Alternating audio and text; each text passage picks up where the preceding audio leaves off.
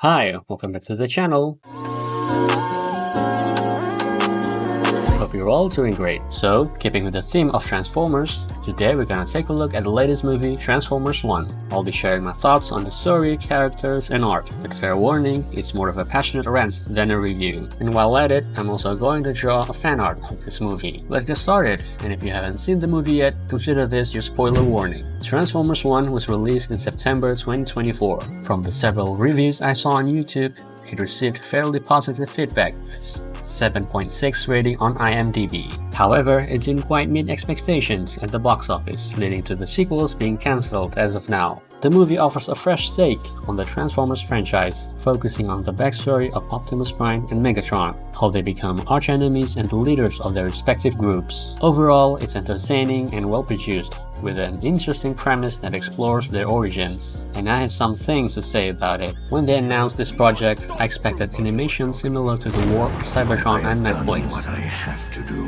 The trailer revealed something entirely different, a tone, story, and characterization that felt fresh and aimed at the younger audience. Despite not being the target audience, I was excited to watch it on theaters because, after all, it's Transformers. The animation is really great, as expected from a big budget production. It has a bright neon vibe with high saturated colors that are visually mesmerizing. Add that, with the highly reflective metal materials on the robots, the visual can be a bit distracting for me. Every time the characters move, the reflection on their body shifts constantly. It's a minor issue, and perhaps it's just me feeling a bit old for this style. Here is what I mean. Basically, I just darkened the highlights and lightened the shadow, thus decreasing the contrast, making the materials look less glossy and reflective.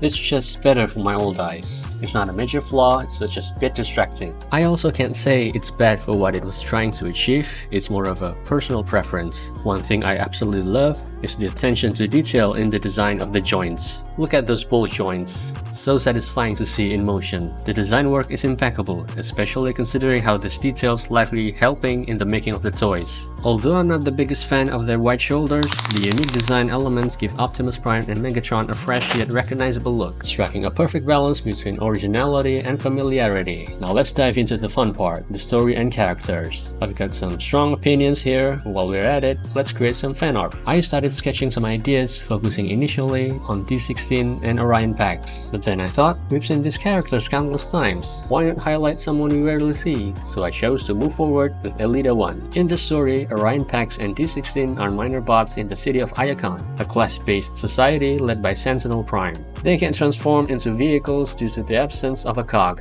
relegating them to the mines. Their differing personalities, D16's unwavering belief in the leaders and the cause, versus Orion Pax's curiosity and empathy, set the stage for their eventual transformations into Optimus Prime and Megatron. Their journey of banishment, escape to the surface, learning the truth, ultimately saving the city, fundamentally changes their views and friendship. Orion Pax, who becomes Optimus Prime, solidifies his belief in justice and equality. However, D16, learning the truth, becomes consumed by rage and wants to destroy everything. This reaction feels rather simplistic for Megatron, who is traditionally depicted as a calculated and ambitious leader. The movie attempts to show why D16 becomes Megatron, with the High Guard following him due to his strength and decisiveness. While this is commendable, it feels shallow for such significant character. Strength can only take you so far, and leading a war purely out of rage without a higher purpose seems weak. Perhaps they plan to explore this further in the sequels, but with no follow-ups planned, these aspects remain underdeveloped. For the fan art, I decided to depict Elita 1 in the final battle, shooting a rifle. I included Bumblebee fighting the goons in the background for fun. Using references for both characters, I fleshed out the scene with explosion and rubbles. I love doing line art on CSP, so I combined cel-shaded characters with a painterly environment. After completing the line art, I blocked in the colors, adding some shadows and highlights, then painted the environment with the main light source in front of Elita 1. I also simplified a lot of things, like the floor design. Let's discuss how other Transformers series explain Megatron and Optimus's backstory. The G1 continuity didn't delve too deeply. Megatron can transform into a handgun, try to conquer Cybertron, killing a worker bot, Orion Pax, in the process. Orion was then rebuilt as Optimus Prime while Alpha Trion to fight back against the Decepticons.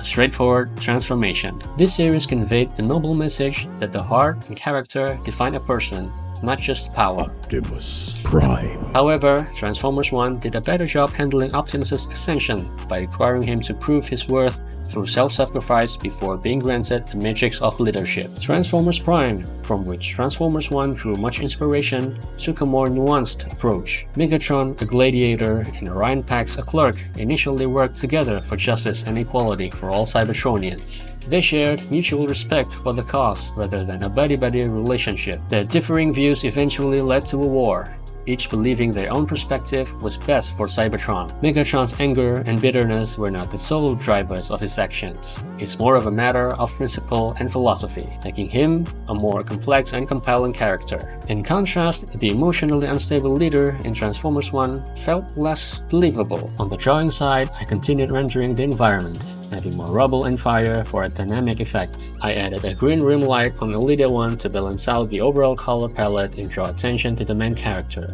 Though it may not make perfect sense, it enhances the composition. I further rendered the scene, applying blur to the explosion and distant background to create depth. Despite rendering the rubble behind Bumblebee a bit flat, making it appear farther than I intended, but it still works though. Another aspect worth discussing is how the movie tries to fit its Transformers characters into this tragic story of two best friends whose journey leads them to drift apart and eventually become enemies, and at the same time trying to fit the story into a formulaic pattern of story beats, popularized by kid-friendly Disney and Pixar movies.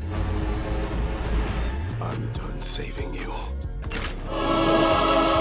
While this approach works for a lot of Transformers fans, as seen in various YouTube reviews, it doesn't resonate with me. The characters are placed into archetype boxes. Orion is the overly optimistic and reckless, D16 is grumpy and skeptical, Lita is the voice of reason and logic, and Bumblebee is the comedic relief. Whoa! Ho-ho! I got a battle mask! Battle mask! It appeared with this guy trying to... Knife hands? I have knife hands! To be honest, Peter feels forced and annoying in this movie. The friendship between Orion and D16 also seems contrived, existing only because of the plot.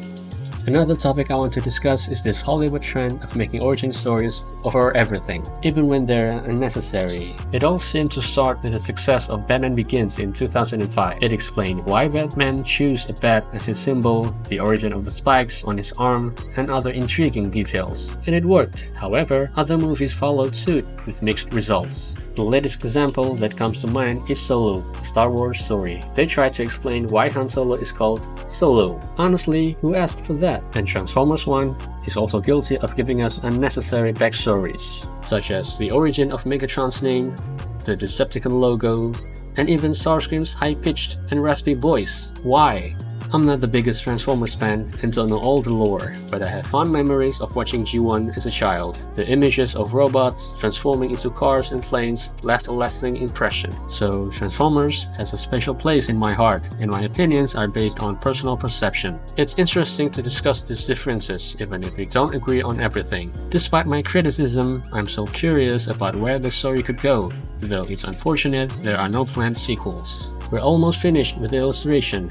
I just need to add a few final touches like lasers and debris. I added some skid marks to imply movement and decided to use add layer mode for the laser coming out of the leader's rifle, adjusting its size and position. After adding some final effects to reinforce the lighting and color, the illustration is complete.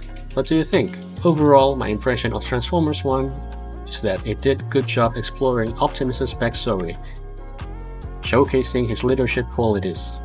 Megatron's arc, however, falls short in my view. Thank you for tuning in and listening to my rants while drawing this fan art. My critiques are not meant to downplay the hard work put into the movie. Deep analysis of our work can be a form of appreciation, and it allows us to have constructive conversations and learn from each other. So, have you seen Transformers 1? What are your thoughts? What do you like about it? Let me know.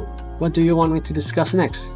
Maybe Arcane, or The Invisible, or something else. I'll provide an update on my Transformers fan comic in the next video, so stay tuned. If you want to support my work, you can check out my Patreon or visit my store. The full PSD or CSV files in an uninterrupted version of the processed video of this fan art will be available on Patreon for my supporters. I hope you enjoyed this deep dive into movie and the fan art process. Your support and engagement mean a lot, and I love sharing these creative moments with you. So, until next time, take care and keep creating. Bye for now.